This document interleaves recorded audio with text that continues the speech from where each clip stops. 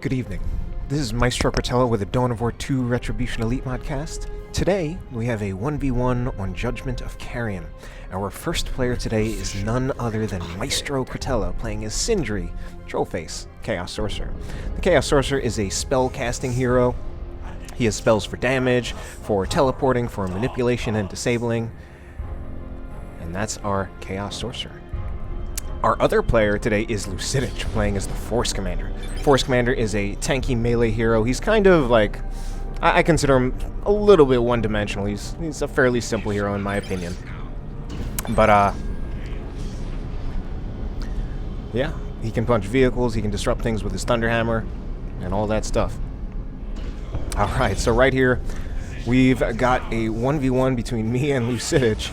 Lucidic is quite a good player, and fairly recently, I posted a replay, or a cast, between me and Cheddar Bob. Cheddar Bob is also known as Kickin, and I believe those two players, Lucidic and Kickin, are actually brothers, so I fought Cheddar Bob's, or Kickin's Force Commander, and now I'm going to be doing Lucidic's. Although between the two of the players, I think Lucidic is the stronger of the two players. But Kickin is certainly very good as well.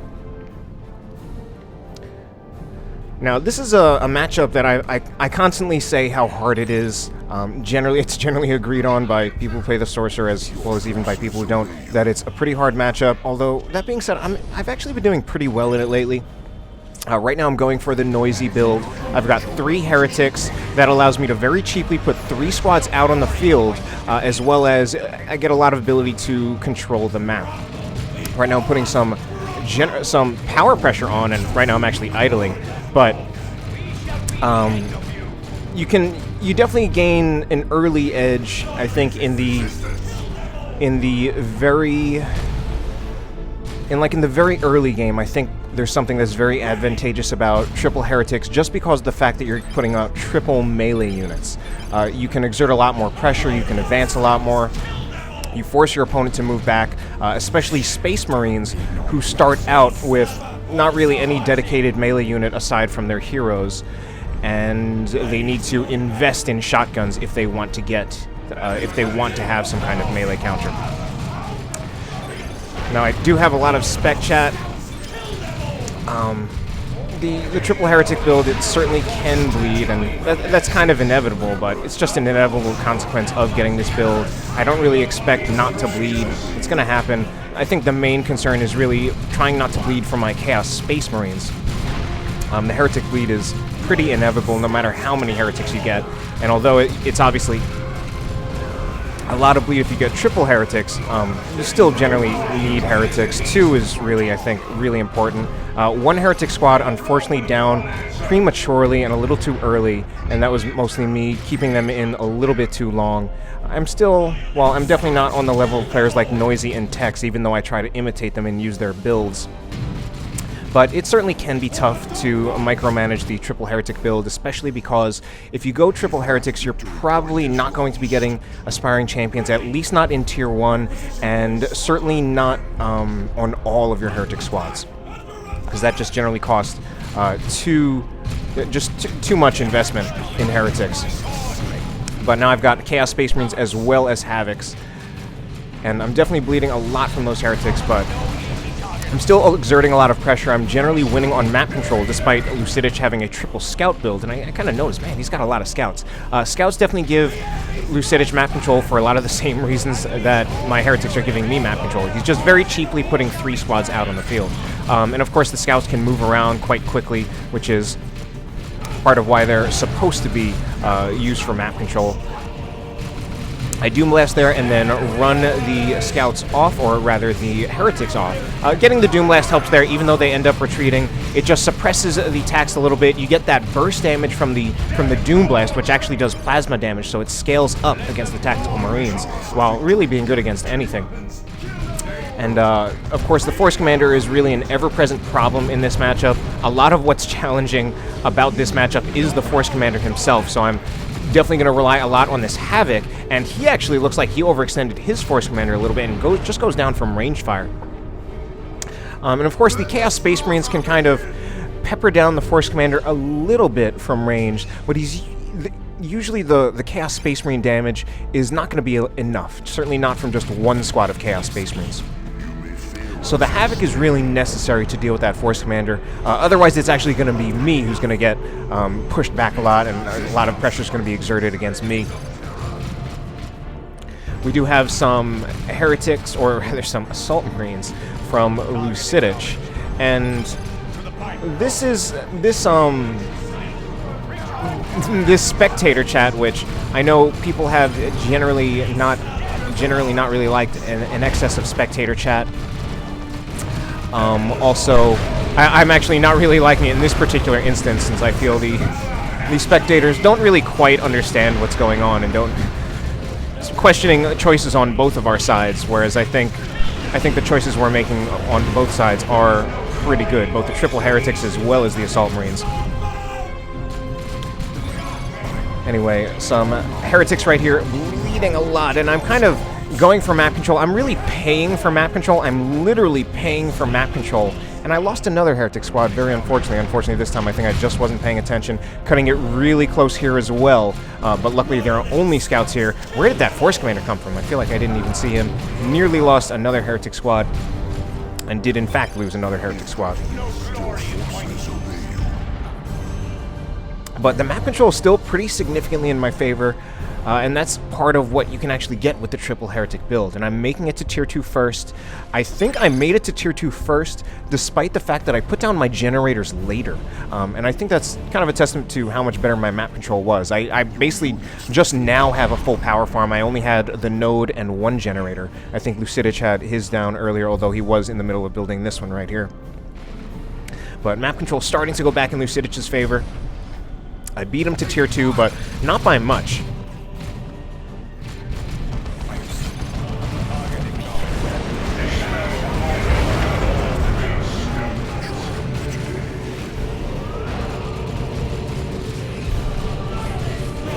Anyway, right here, I use the Worship, and part of that is to try to keep the Havoc in play. Generally, once the Havoc gets jumped, it's in a lot of danger, but using Heretic Worship is a way to keep it in play, actually get very close to wiping the Assault Marines, although they still actually have 2 models despite having 85 hit points. And again, very, very, very close. Actually, 1 model? No, 2 models left on the Assault Marines. Lucidic starting to push back. I think certainly that losing one of those Heretics kind of cost me. Part of what happens is when I lose that Heretic, then I start putting my Chaos Space Marines on map control duty. The Chaos Space Marines I would actually like to have in a fight, even though they generally don't contribute a whole lot early on. But I would rather have 2 Heretics and 1 Chaos Space Marine in a fight than just 3 Heretics. Normally part of the purpose of getting Triple Heretics is to have one not in with your main force, so that it can be off on map control duty. Just a cheap unit that can run around capping the map. Anyway, I use Heretic Doomblast on the Force Commander. That suppresses the Force Commander a little bit. That buys me some time to have the Chaos Space Marines just focus him down a little bit. But it's usually not enough. Usually just like kind of a stalling tactic. And it's a very crucial tactic, using Heretics, which are you would normally think of them as getting countered by the Force Commander, but in part of the strategy of playing this matchup, you actually need to use Heretics as a way of controlling the Force Commander, since you generally want the Heretics, just using them to Doom Blast, because that's one of the universal forms of control for Chaos. Anyway, I've got Heretic capturing over here. This is actually not looking like such a winning engagement for me. Doom Bolts go into the Tax, doing some nice damage, and I don't think the Havoc is not going to be able to stay in this engagement right here. The Heretics might be able to counter-initiate decently against the Assault Marines, but they're also taking some support fire from the Tax. That's definitely going to give the Assault Marines an edge, but Assault Marines still in a little bit of trouble right there.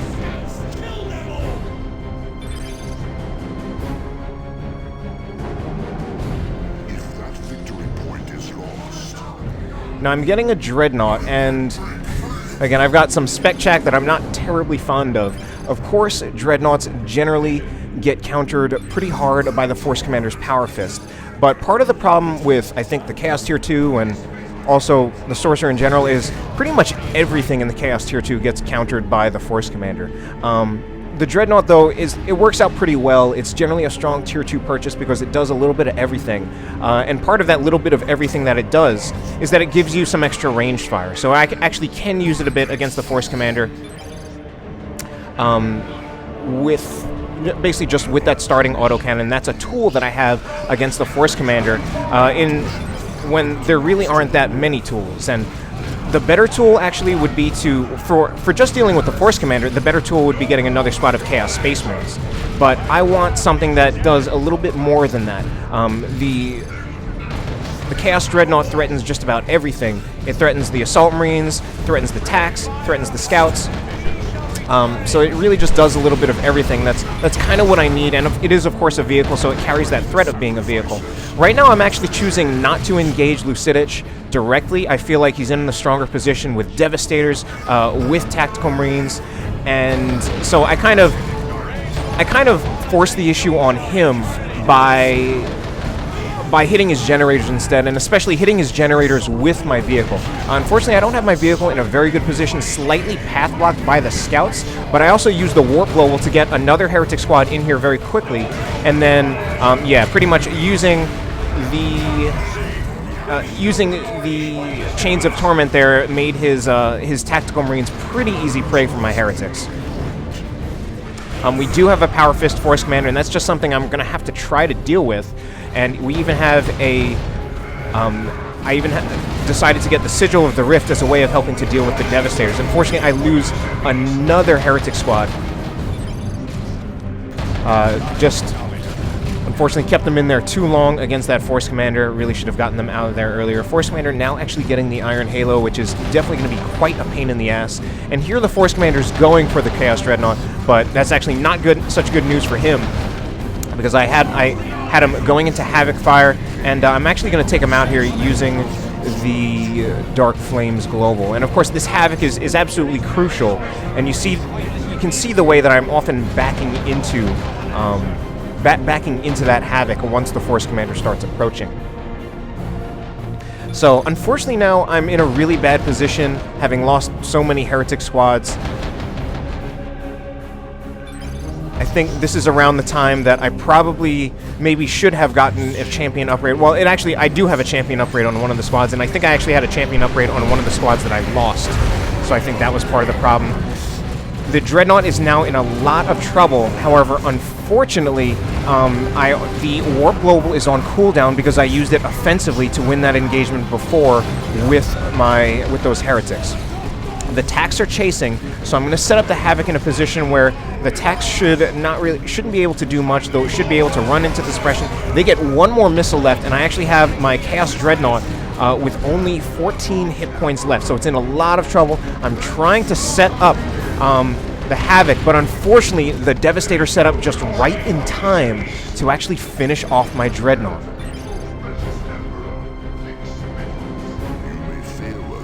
A very, very close call, but I mean, just in that just barely didn't get out of there. So now I'm really, really suffering on units. But yeah, I don't have a whole lot, and that's especially going to hurt me in terms of map control.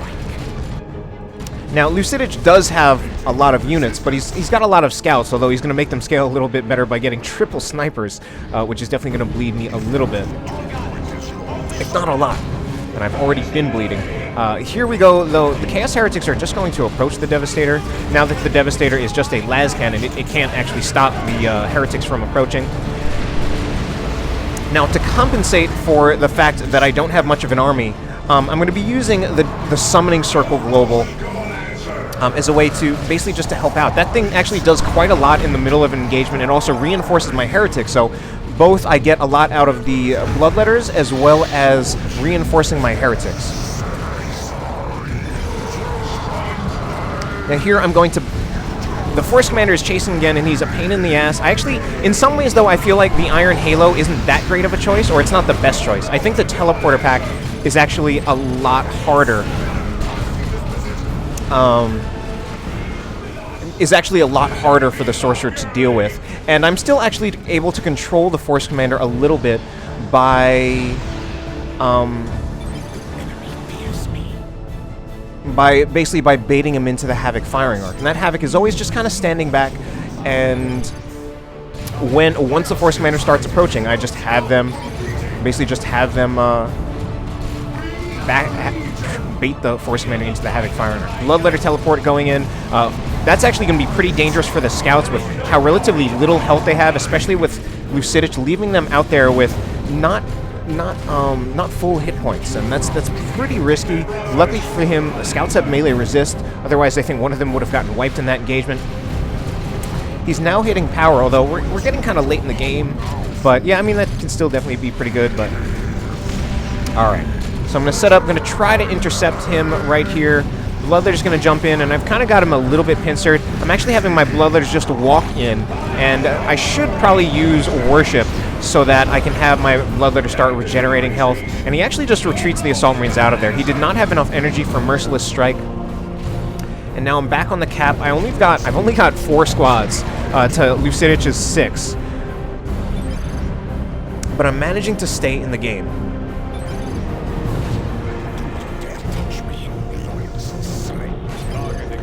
Now, these snipers being pretty annoying again, but I've also got the Bloodletters teleporting in. That's actually now a pretty bad position for Lucidic. I immediately go for the Devastators, just because I know that I can probably wipe out the Devastators, and in fact I do.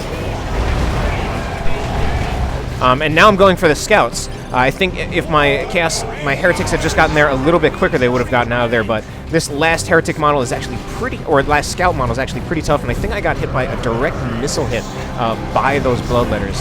So I'm going to Worship, try to regenerate the health of my Bloodletters a little bit so I can keep them out on the field. I don't think my Heretics are not going to be able to stay out on the field that much longer, however. And Havoc's now coming out. Now I'm going to tier 3. Potentially a little bit risky, but I'm also afraid of things like certain tier 3 things coming out of Lucidic and not being able to handle them. But I think I might have been able to actually stay in tier 2. And that possibly could have been the better decision.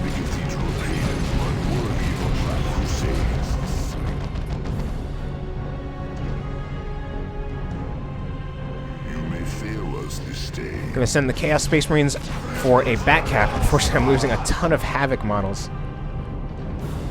Now, the Chaos Space Marines, they're going to take a hit from the Sniper Scouts, but they probably won't lose a model immediately. In fact, because both of the Chaos Space Marine models are at full health. And then even after that Sniper hit, the Chaos Space Marines are then actually going to win this engagement. The Scouts will lose models, and that gets these Scouts off there so that I can get a decap off.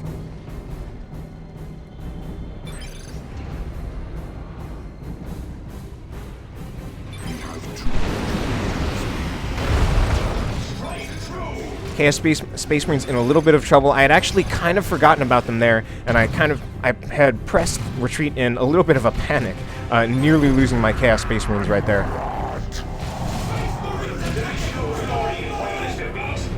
Bloodletters are actually proving to be pretty useful. I'm sometimes a little hesitant to get Bloodletters just because usually sometimes at the time that you would get Bloodletters, you just have to be a little bit careful about your opponent getting something that they can getting a vehicle, and you might need something that actually functions more as AV.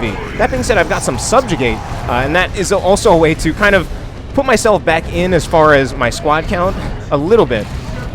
That being said, I was hoping to put them in front of the Havocs so that they could just suppress them, and they kind of did do that. I managed to kill 2 Assault Marine models, not the Aspiring Champion, however, and I've got the Bloodletters teleporting actually away because I want them to go over here to try to capture the point, or at least get the decap off.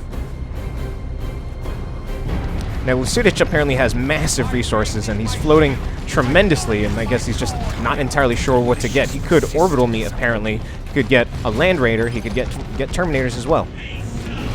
So I keep the Bloodletters in here long enough just to get a decap. Actually, so I either only lost 1 model. I don't think the Scouts even took that 1 model. But here we go with Scouts trying to take cover in the building, and that ends up being a terrible position for them because I used Dark Flames as an anti-garrison move, and then I had my Heretics in position to kill them in retreat. So now the squad counts are actually pretty even. VPs are actually fairly even as well, although Lucidic definitely has a bit of an advantage, and he has the advantage in real VPs, and he's about to get the double cap. and I kind of have my Chaos Space Marines perpetually on map control duty, and here is the Assault Terminator call-in. Now, it's interesting to see him get the Assault Terminators, I think, just because they are generally... They can definitely be countered pretty hard by the Sorcerer, and going for vehicles is generally the stronger choice against the Sorcerer. I've already invested in both Chains of Torment and the Tome of Subjugation, so I think the main thing is he really needs to be careful about not having his Assault Terminators... Not having his Assault Terminators overextended and isolated, because he's really going to need their support, the support of other things, in order to stay alive once they get subjugated and chained, since they really can't do anything once they get subjugated and chained. Tack's got to go, actually managing to not lose any models, which is really, really lucky for those Tacks, even as tanky as they are, but they are level 4, so, well, they are really tanky. I did get a Predator. I just feel Predators are pretty nice in Tier 3 just for how much they do. I'm actually about to get a triple cap again for myself. I'm going to cap with the Havocs. I've actually got the Havocs on map control duty. I feel now they're not terribly important for fighting. And here I got a special attack, use Chains of Torment, and then I should get the Sorcerer out of there. Backing up with the Predator. And right now I'm not upgrading the Predator. I'm low on resources. I'd rather prioritize maybe getting out some kind of other unit, or I'm actually getting a Mark of Khorne on my Chaos Space Marines. And man, I'm actually doing quite a number on these Assault Marines. It might have been a mistake there to phase out of the war. In fact, I think it probably was. I think if I did not phase out, I think I would have wiped the ASM, and that would have been a nice win for me, especially in this stage of the game. That being said, I've got a triple cap, but Lucidic is really pushing for killing my stuff, and he teleported the Assault Terminators, but look at this. He's got the Force Commander in here. He did the combination of the Melt-A-Bomb and Flesh over Steel. I can't actually kill the Force Commander fast enough, and now the Assault Terminators are also... they are also just tearing things up. Now, I used a Dark Flames to try to take out the Force Commander, and I didn't even get him, or did I? A little bit of a close call. No, I didn't even get him. You know, I actually think that was a huge mistake. Even though I've got the triple cap right now, I think what I should have really done right there was use the Summoning Circle Global again to support all of these units. As you can see, I lost my Heretics. My Chaos Space Marines as well as my Bloodletters ended up losing. So I think it would have been much better to use the Summoning Circle right there to support all of these melee squads against the Terminators. And I think that really would have given me the edge there, and possibly could have even made the difference in this game.